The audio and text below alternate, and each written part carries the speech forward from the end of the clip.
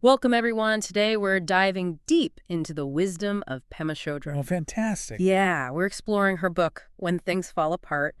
And I think you're going to find this pretty insightful. We're going to be looking at, facing fear, embracing uncertainty, and finding joy. Her ability to take these ancient Buddhist teachings and make them so relevant to modern life, it's incredible. I know, I was so struck by her perspective on fear. She sees it as like a guide, It's true. pointing us toward the truth. It's like approaching truth can evoke that fear in us. Yeah, It's yeah. that feeling of being on the verge of something big. And instead of, running away, she's saying, get curious about it. Right. What happens if we kind of lean into it? And there's that great story about the Zen master Kobun Roshi. Oh, yeah. When asked about how he dealt with fear, he just said, I agree. I agree. It's so simple, yet so profound. It is. It's like it kind of flies in the face of our natural instinct to fight or resist fear, right? It does. I think that's exactly the point, though. It's that acceptance rather than resistance. Fear is a part of life, just like joy or sadness. But what if we just acknowledge it? Right. Say, okay, fear, you're here. It reminds me of Chodron's own experience when she arrived at Gampo Abbey. Hmm. She talked about being boiled alive because her self-image crumbled, I can't even imagine. and she was forced to confront those vulnerabilities. It sounds so challenging. Yeah. But the fact that she stayed present with that discomfort, Yeah. ultimately it allowed her to connect with a deeper, more authentic self. And so it's like, instead of discomfort as a sign that something's wrong, Right. we can reframe it as an invitation to learn and grow. Yeah. It's like those moments we want to avoid. Right. They're the ones that can teach us the most. Like she talks about her husband's affair, throwing her into this state of complete groundlessness. I know. Yeah. But within that space of shock, before the emotions, she experienced this profound stillness. Wow. Like in meditation, when we observe our thoughts and emotions without judgment. Exactly.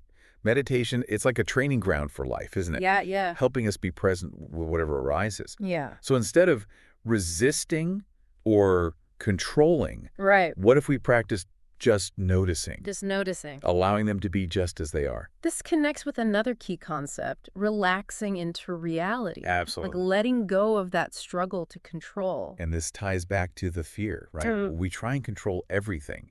We're trying to control reality, Mm-hmm. which we know is impossible. Yeah. And in that struggle, is where so much of our suffering comes from. It's true. It's true. There's also that interesting point about how meditation instruction has evolved. It started as like opening the mind and relaxing, but then added techniques like focusing on the breath. Right, right. Do you think that changed the essence of the practice? I think the S is that open, non-judgmental awareness that remain the same. Yeah, the techniques, they're just skillful means Okay. to help people access that awareness. It's like training wheels on a bike. Ooh, I love that analogy. It doesn't change the goal, it just makes it easier to learn. Right, exactly. And Chodron emphasizes that meditation isn't about achieving a specific state like bliss, but acknowledging the full spectrum. So it's not about forcing ourselves to feel a certain way, but allowing ourselves to feel whatever comes up. Absolutely. And that can be tough, when those difficult emotions arise. But she tells that story about a friend plagued by nightmares. Yeah. She was terrified, but eventually decided to confront that fear directly by looking at the monsters. Oh, wow. And guess what? The nightmares stopped. That's amazing. It speaks to the power of facing those demons instead of letting them control us. By bringing them into the light, maybe they're not as scary as we thought. It's true. What we resist persists. Hmm. Sometimes the only way out is through. So we've talked about fear, discomfort. Now Chodron also delves into loneliness. And it's fascinating because most see it as something negative, something to avoid, but she has such a different perspective. Right. Instead of avoiding it, she presents it as a path A path. to inner strength and wisdom. It's not about seeking solitude to feel sorry for ourselves. Okay. It's embracing solitude as a chance to connect with ourselves, uncover the strength within. This is where it gets interesting. She describes 6 kinds of loneliness, each offering a way to shift our reactions and find a cool loneliness. Now, cool loneliness. Cool loneliness sounds a bit like an oxymoron. It does. But I think she's emphasizing that it's not that painful, isolating loneliness we fear. This cool loneliness comes from acceptance, even spaciousness. Mm-hmm. It's free from needing external validation or belonging. It's realizing even in our aloneness, we are whole. That's a beautiful way to reframe it, especially in our hyper-connected world where we're constantly told we need people or social status to be happy. Right. It's recognizing true happiness comes from within. Yes. And that's something we discover when we spend time with ourselves, even in loneliness. Let's dive into some types that stood out to me. The first is not seeking alternatives. Seems to be about staying present with discomfort, those feelings of loneliness, without reaching for distraction. Exactly. Resisting that urge to reach for our phones, to scroll, to distract with food or entertainment. Just be with what is, even if it's uncomfortable. It's like choosing to sit with it instead of running. And that's challenging in our culture of instant gratification and avoiding discomfort. It is. But what she's saying is that in that discomfort, in that willingness to be present, that's where we unravel those patterns of avoidance that keep us from genuine connection with ourselves and others. It's like facing our fears. We discover what we were running from wasn't that scary after all. And maybe by embracing loneliness, we discover a new intimacy with ourselves, a deeper self-acceptance. Absolutely. And that self-acceptance, it's the foundation for genuine connection. We can only truly connect with others from wholeness, from authenticity. The second type is avoiding unnecessary activity. It builds on the first, so not just resisting external distractions, but being aware of how we try to escape internally. Noticing when we busy ourselves with thoughts, not because they're important, but to avoid feeling. You got it. It's about recognizing when we're using activity, whether it's mental or physical, to avoid intimacy with ourselves. We have to pause and ask, what am I avoiding right now? What feeling am I trying to escape?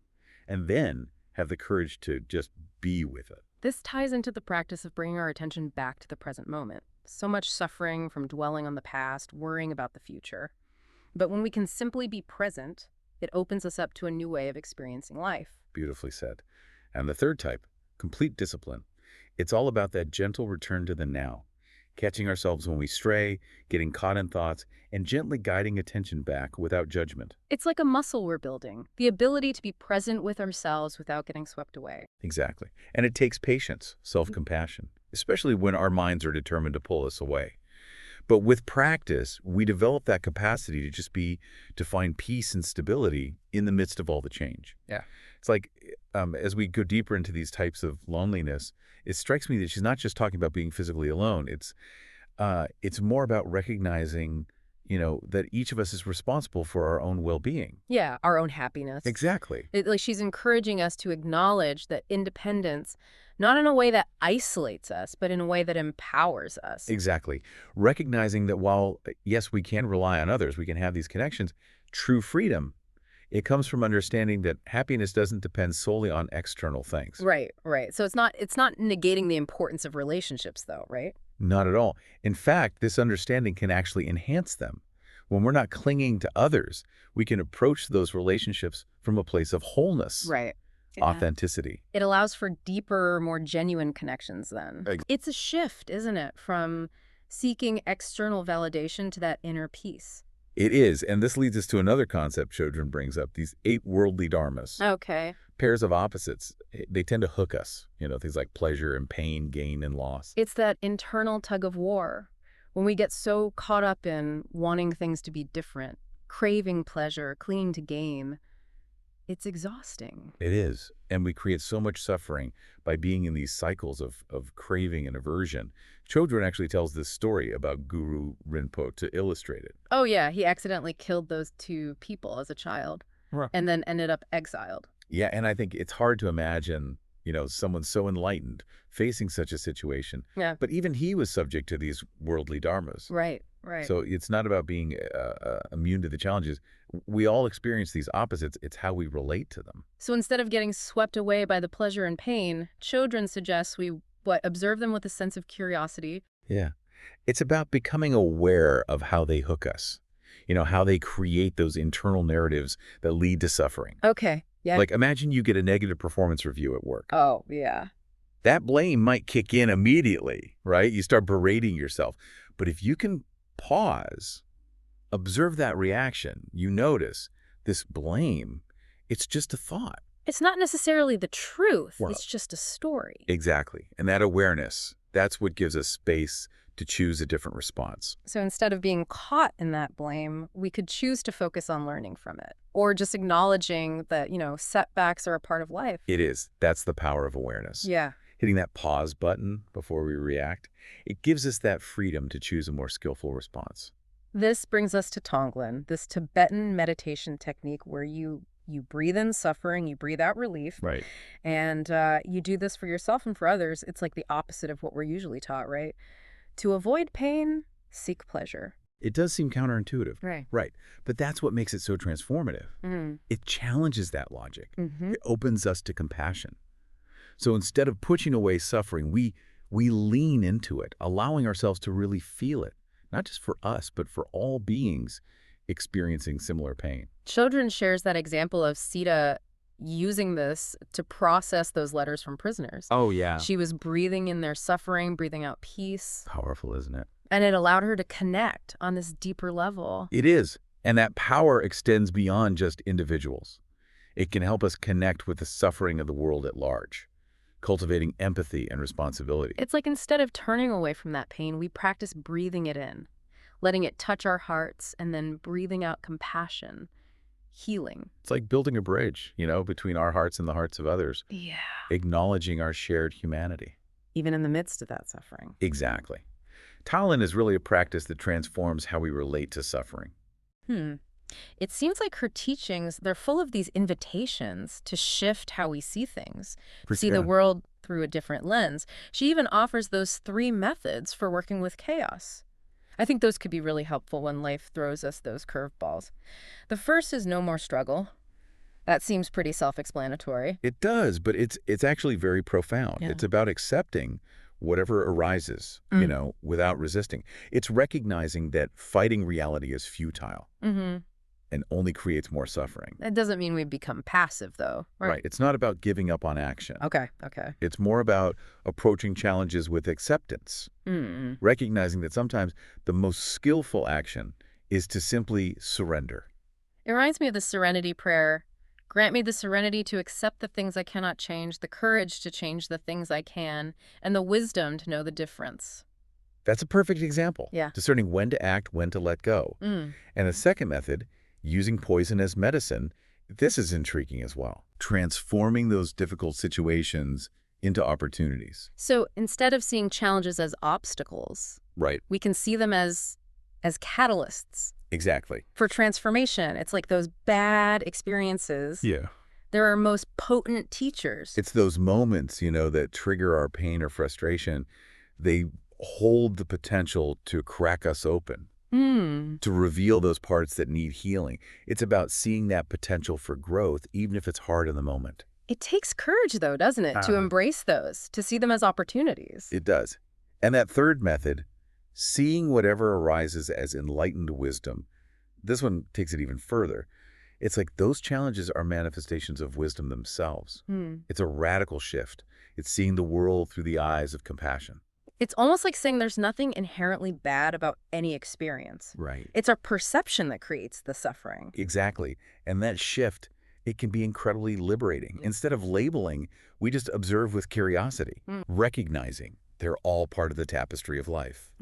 It feels like, she's guiding us toward this holistic way of being, Yeah. one that embraces both the light and the shadow.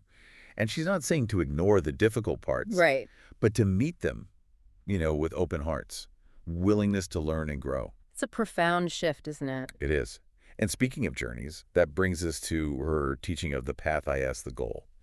This one really resonated with me. It's reframing how we see challenges, seeing them as part of the journey, not obstacles. Yeah, like those struggles, the setbacks, they're not detours or mistakes. They're part of that growth, the awakening.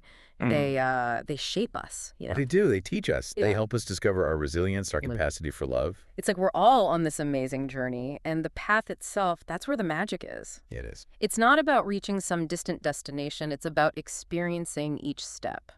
And that shift in perspective, from focusing on the goal to embracing the journey, it can be so freeing. Yeah, it is. It lets us let go of that striving for perfection and find joy in the present moment. It's about appreciating that unfolding, even when it's messy. Trusting that even in chaos, there's There's something guiding us toward our highest good. So as we wrap up our deep dive into when things fall apart, what are you taking away? What stands out? There's so much. I think for me, it's that we don't have to wait for things to be perfect to be happy. Right. It's embracing the imperfections. That's where the joy is. And that idea of befriending ourselves, flaws and all. It's a beautiful practice. Yeah. And something we can do every day. She really emphasizes that self-compassion isn't about self-indulgence. It's recognizing we're all works in progress. And that allows us to approach everyone, ourselves and others, with more kindness. It does. The Tonglen practice, those methods for working with chaos, those were powerful. They are, aren't they? Tangible ways to shift, to be more compassionate. Yeah. It's not denying the pain. It's acknowledging it, holding it with compassion, letting it soften us. And in that softening, we find deeper connection to ourselves and everyone else. It's realizing we're not alone in our struggles. Yeah. We're all in this together. And that's comforting, isn't it? It is. It allows us to face those challenges with more grace, knowing we're supported by something bigger. It's like she's offering us a path to navigate life with more ease, a path that leads to peace, joy, connection. And isn't that what we're all looking for? As we conclude today, I just want to leave you with this thought.